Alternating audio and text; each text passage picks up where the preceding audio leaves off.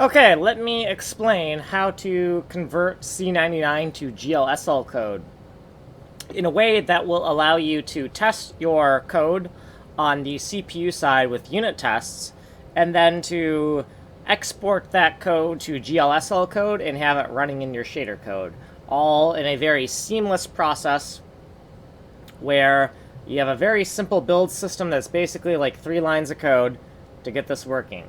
Now, this does mean you have to organize your code in a certain way to get this working, but let me show you how I do it, and then maybe this will help you in the future. So let's go into our library folder here, and we have a system called, it should be P5D1OGL. That stands for Paint 5D Subsystem 1 OpenGL code, right?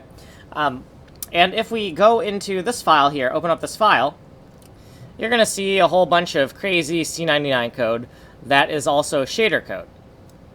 And then over here, you're going to see the same file. This is the exact same file, except the file has been quoted in a kind of C string literal kind of style here, right? So we have the double quote at the beginning and the double quote at the end of the line, and then also the new line escape sequence right in there. So you see that little new line guy right there, right? So so if we take this string and then we paste it into a string literal, right, using an include, we can get this code into a GLSL shader. And you might be like thinking to yourself, well, wait, hold on. C99 is not GLSL code. You can't just wrap some C99 code into a string and call it good. And I'm going to say, well, if you're careful about it, yes, you can. So let's look at this for a second. So let's go into our lib folder and look at our Paint 5D default shaders, and let's look at this file right here. So if we open up this file, you'll notice that all it really is just a string literal with an include in it. So let's look at this. So right here, this include right here is for this file on my left monitor that has just been, there's just a whole bunch of string literal stuff, right? And so if we define a const char pointer to create a string literal in C code, right? And then within the string literal, we just put an include in there. We have a gigantic string that can be embedded into our executable. So how does this process work, though? How do we get from here to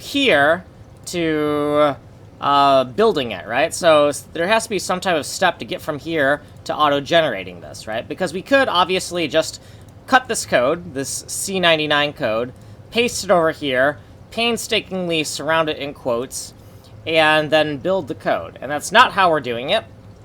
And I'll show you how we do that. So let's go into our actual build script for a second. So if we go into the build script, so AAC2020.sh, let's open this up. So open with Notepad++. You're going to notice that we have this little section called Generate GLSL Code from C99 Code.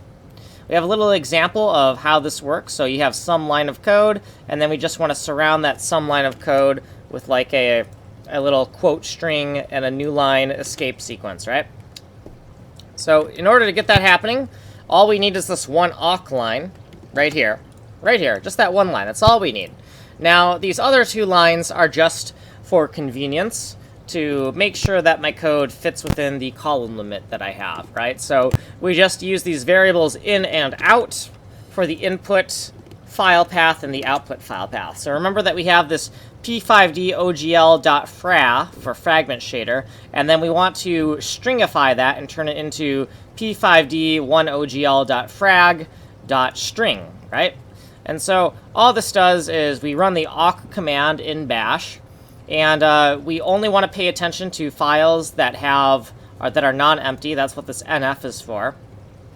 And the basic awk command is between these curly braces, and we're going to run the print command on any line.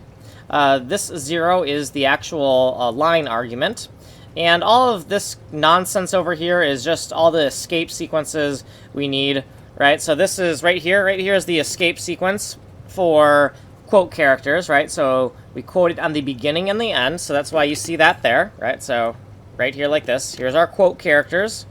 right here is the string that we want to stringify, right? The text, the source code we want to wrap in strings. Then we need to do a literal backslash, but we have to escape the backslash, so we have to do this. And then we need to also quote a new line. So we're trying to create that new line escape sequence. So we have to escape the escape sequence itself. It gets a little bit complicated, right? But it's pretty dead simple, really. So if you want to take a look at that, let's just zoom in there for you so you can see it all of its goodness. So yeah, you only need really one line of source code in your bash script to get this working. Now, the reason I want it like this is because I don't really want a complicated build system. I don't want a makefile. I don't want like a whole bunch of weird resource files. I just want to work with some plain C and do things as simply as possible.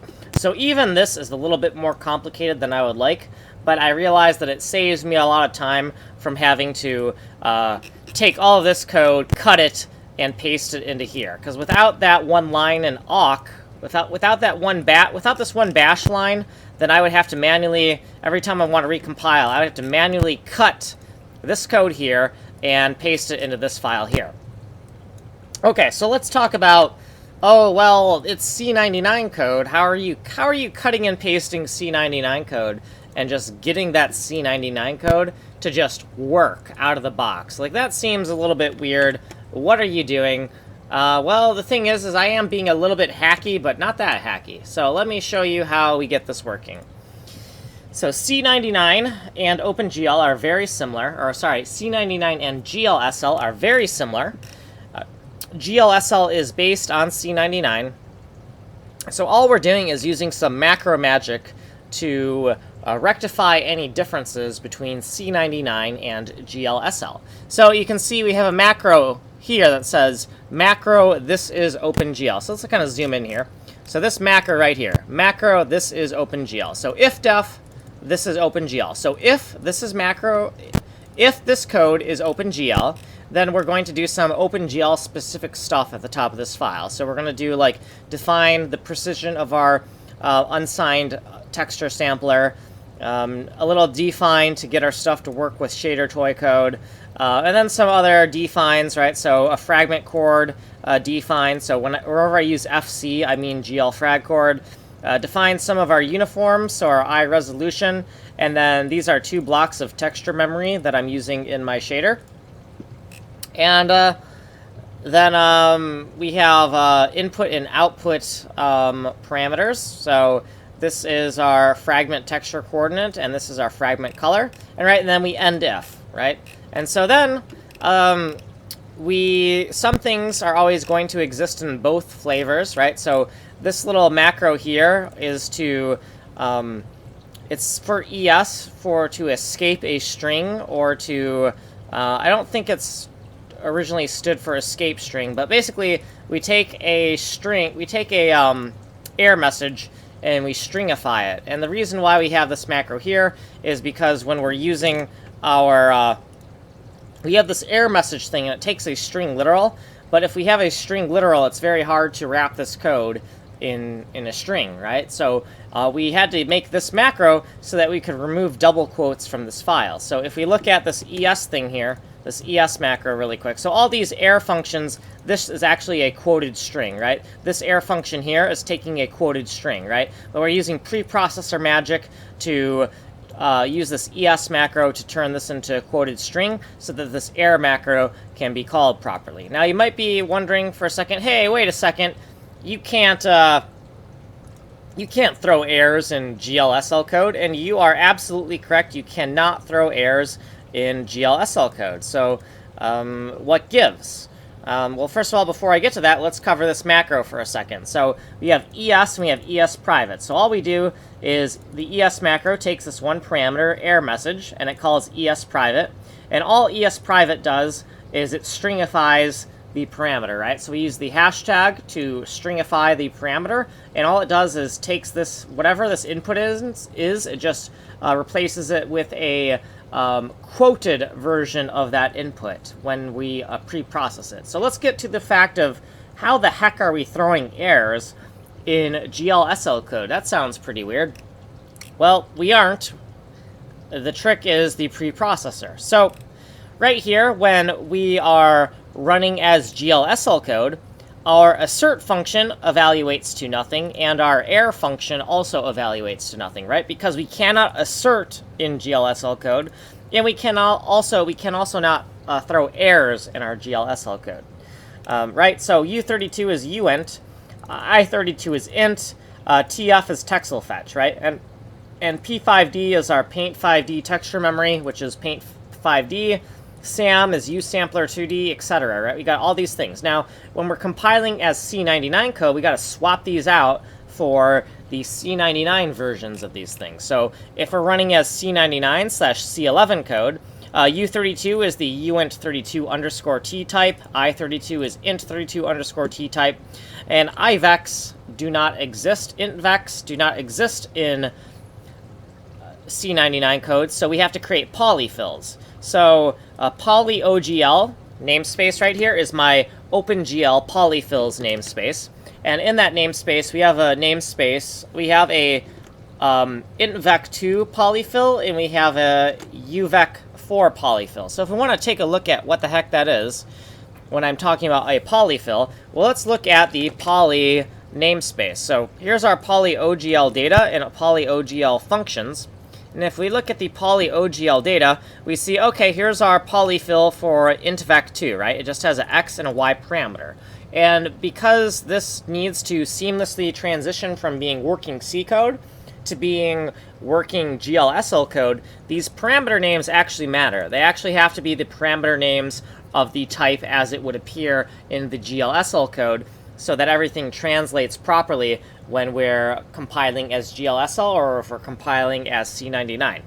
So for our uvec4, right, we're doing 8 bits, X, Y, and Z, and W, when we're doing this on the CPU side, and this is the polyfill we're going to use when we are compiling as C99. So all of these are polyfills to get the code compiling correctly as C99, right, with minimal hassle.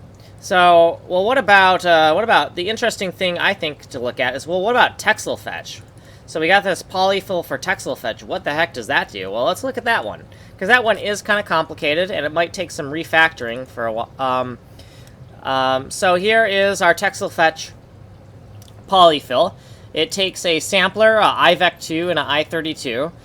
This is the level of detail, which we're always going to use 0, because I don't have any need for any other type of level of detail. SAM is the uint32 sampler. This is only for GLSL code. When we're compiling as C99 code, we'll just fill this out with 0. And iVec2, this is the meat of the function. This is the actual coordinate that we want to sample, right?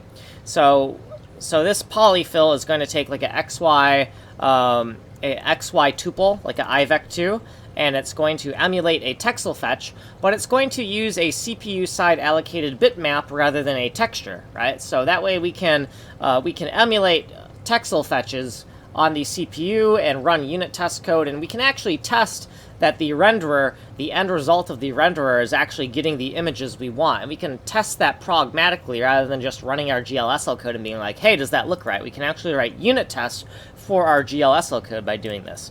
So let's look at this global coordinate here. So we got to take the global coordinate and we have to convert it to a global index, right? So the texture memory is 512 by 512. So this is an index to x. This is an xy to index formula. Once we have this global index of the pixel, we have to multiply by 4 to get the component index or the byte index, because in GLSL you store in OpenGL, you store your bitmaps as byte arrays. So that means you have 4 bytes for 1 pixel, hence the 4 right here, because R, G, B, and A. Once you have the index of the red byte of your pixel, you can then get all of the individual components. So we have this right here, glowcom, is the red index, the red byte. Offset by 0 to get the red byte, offset by 1 to get the green byte, offset by 2 to get the blue byte, offset by 3 to get the alpha byte, and then we're just going to pack them into a uvec4 x, y, z, and w, and then return that uvec4. So that's how we are emulating a texelFetch, right? So this does require a lot of meticulousness to get working, right? Because you have to make sure that your polyfills are correctly coded, right? So if we make an improper polyfill that doesn't actually do what it says on the tin, then this kind of system would break down. But if you are meticulous about doing this correctly, then you have a very robust system for running unit tests on your code. So actually, let's give this a shot. Let me show you how this works. So we're going to take this whole file right here, and we're going to just delete the contents, right? I'm going to delete the entire contents of this file, and you're just going to have to trust me that this file is regenerated, like this file name is regenerated based on this right here. This will generate the file, or sorry, the awk will generate the output file, right? So if I delete the contents of this file, and then I need to, my build system is a little bit more specific. So in my mod folder, I dump embedded shader code that's embedded into the executable. I dump that into a mod folder so that people can edit the shaders if they want. So the executable is a single payload that doesn't need any resource files, so you could just give somebody the single executable on a thumb drive and they could run this game. But I'm going to delete this. So I'm going to delete shader number 1. So I'm going to just delete it right here. I'm going to delete this thing. Delete it. Okay, so now I'm going to go and I'm going to run my build script. So I'm going to go here. I'm going to just double click this build script. And you're going to see some things happen. Well, you're going to see my project start to run. And, oh, okay, we got this. This is the shader code that I'm running right now. But the project is running. Nice. Okay, so now let's see kind of what changed here. So if we go over to this thing that this file that we emptied out, right? We see that it has been modified. It's been modified by our build system, which is just a simple bash script with an awk command. We're just gonna hit yes for reload, and bam! Look at that. We got this gigantic shader string, right? And it is actually, look, it's like 1,000 lines. It's very time-consuming to cut and paste this. That's kind of why I wanted to automate that process, because every time I make a little change to the source code, I don't want to have to rewrap everything in a shader string and then hope I did it correctly. But anyways, so now let's look at where that code comes from. So that code is just all of this code wrapped in a string, right? So now you might be wondering, well, okay, so I see that, but do I really believe that that's the same code? Well, okay, well, here's this code here, right? This is the source code, and then we embed the source code in the executable, and then we, when we run the project, when we run the project for the first time, in the mod folder, if one of these files does not exist, it gets recreated from the source code, the GLSL source code embedded into the executable. So now, if we click on this, we will see, hey, that looks pretty much identical. Yep, that's identical. The only difference, well, there is no difference, right? There's, like, very little difference. The only difference is this core thing, right? This GL core header, right? But that's the only difference, right? So I'm showing you that we got from here to embedding our GLSL code into the shader, and then distributing it into the mod folder. So if you want to know, like, well, where's this orange text coming from? And you may have seen it already, but let me just give you a review of where that's coming from. So we're going to open this up, and we're going to go find the, we're going to go in the lib folder, and we're going to go into Paint 5D default shader. So this is a source file, and this file is a C file. You notice that I don't really name my files .c or .c++ or .c whatever. I just name it with an underscore, because I'm tired of dealing with file name extensions. It's like the file is whatever I tell you it is. So I just do an underscore so I can just give everything the same syntax highlighting and just not think about it. But yeah, so this is a C file, and you'll see right here, this orange stuff right here, or sorry, it's wrong color highlighting. So this orange stuff right here, can I do this? Can I go Alt? Oh, wrong color. Control 0. Okay. This orange stuff right here is from right here, right? And then all of this other code beneath it is from this include string, right? So right here, this quote, this bubble bracket right here, this open parenthesis and this close parenthesis define the start of a const char string literal, right? A const char pointer basically means it's a string, right? And So this right here is our big quoted string right here, this include right here. So you see it's the .string file that's generated. So if we go into the .string file, let's go open up the .string file. So it's this file. So we just literally use the preprocessor to cut and paste this into there, right? So that's what that is, right? And how do we get this .string file? Well, we don't really want to painstakingly copy this and then paste it into this file and then meticulously surround it with the correct quote marks on the front and the back of it, right? So once again, to quote this so that we can properly include it in this file so that we can embed it into the executable, the way we're going to do that is we're going to use just this one line of awk in our build script, right? And our build script is just a simple bash script, right? It's just a .sh file that I run in git bash. So there's only really two commands in this file. There's this awk preprocessor command to preprocess my C99 code and turn it into GLSL code. And then there's just the gcc command to compile my main C11 file. And there's no fancy linker settings or dependencies or any other nonsense like that. There are, however, very strict compiler settings, because the stricter your compiler settings, the less problems you're going to have. And then we're going to compile this as C11, and we're going to make a 64-bit executable. I know I said C99, but same deal. I mean, C99 and C11, they're very similar. Sue me if I made false advertising. So yeah, just a very basic build script, and right, and then after the compiling, we do our linking, and then after we do our linking, we get rid of our object file, we run our executable, we remove our executable, right? Pretty basic stuff. But to overview it one more time, in case you're wondering about the basic premise of how to do this, if you have to remember anything about what I've just told you, this is the only line you need. You need to be able to take some type of source file. You need to take some type of source file that's written in C99, but written in C99 in such a way that you can paste it directly into a GLSL shader and it'll just work. And the way you're going to make that happen is with just macro magic. Any deltas between where it differs between C99 and GLSL, you're going to solve that with macros and polyfills, okay? And then you can just literally take that. This right here, this first thing right here, this file is just C99 code, C11 code, and we just quote the entire file and then embed it into the correct executable.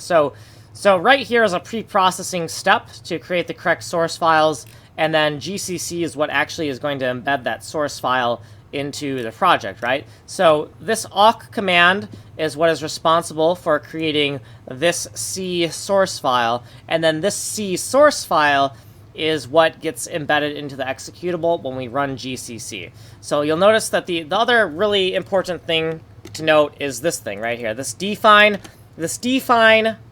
AAC 2020 macro, this is OpenGL, is 1, right? So you need some way to have some type of macro that signifies whether your code is currently running as GLSL or if your code is running as C99. So the two things you really need if you want to get a system like this working is you're going to need awk to pre-process, and then you need to remember to use some type of macro to signify whether or not your code is to be interpreted as C99 or GLSL. And then within the source code that you write, this source code here, you have to have like a whole bunch of sections where you do different things depending on if you're running as OpenGL or not, right? So if this is OpenGL, we have all of these kind of uniforms and things that really don't exist in C99 code. And then over here, if it's OpenGL, we have OpenGL specific types for all of these types here. If it's C99, we have C99 specific types for all of these things here. And then after we have all of that kind of prelude kind of going on, all that kind of nonsense, we can just declare all our functions and write them as C99 code, and that C99 code will be interpreted as GLSL code. So all these functions actually have unit tests for them now, because I can unit test this code because it can compile as GLSL code or as C99 code. So I can run CPU side C99 tests on all of these functions, and I actually do have unit tests for every single one of these functions. And so my code has been painstakingly tested before I even run it as GLSL code, right? And there's a lot of code in here, right? This shader is not a trivial shader at all. And so the idea is that rather than having to guess around in your shader code and make like special pixel colors for your shader and work up your shader really slowly from piece by piece and painstakingly layer on feature by feature, we can just painstakingly unit test it, and the process is just a lot more friendly. So now I know that I don't really have an example proof of concept project. No, I mean, this is a proof of concept project, but it is a very big project that I'm working in. So I can really only show you the path to how to do this, right? So I can only show you that you're going to have to use awk, and you're going to have to pre-process your C99 code to wrap it in a string, to include it, to embed it into your executable so that you can load it into your GLSL shader. And the other thing is you have to remember to write your C99 code in a generic way so that it can be interpreted as both GLSL or as C99, depending on the context that it is running in. So I hope that helps somebody. Unfortunately, this is not really a beginner tutorial. This is more of a, this is how you do it. And if you're familiar with GLSL, and you're familiar with C99, and you're even vaguely familiar with Bash, then this should have helped you. But if you are a beginner, I'm sorry, this probably isn't as helpful because it was more of a high-level overview of what needs to be done. So thank you for your time. I'm going to end this stream so I can upload this to YouTube as a little simple tutorial on how to do this, and maybe it will help somebody. I'm also going to put this up on Stack Overflow on this specific post on Stack Overflow because somebody asked, there's a lot of questions and answers for how to do this, and so maybe I'm just adding to something that's been done a whole bunch and a whole bunch. But I think I have a pretty good solution, a pretty good simple solution that's not overly complex. So I'm going to answer this question on how to practically ship GLSL shaders with your C software. So I'm going to go answer that question on Stack Overflow now after I upload this. And this has been C99 to GLSL. This is part 47 of my Paint 5D sprint of the Atomic Alice C 2020 engine. 2020 stands for the established date of this engine.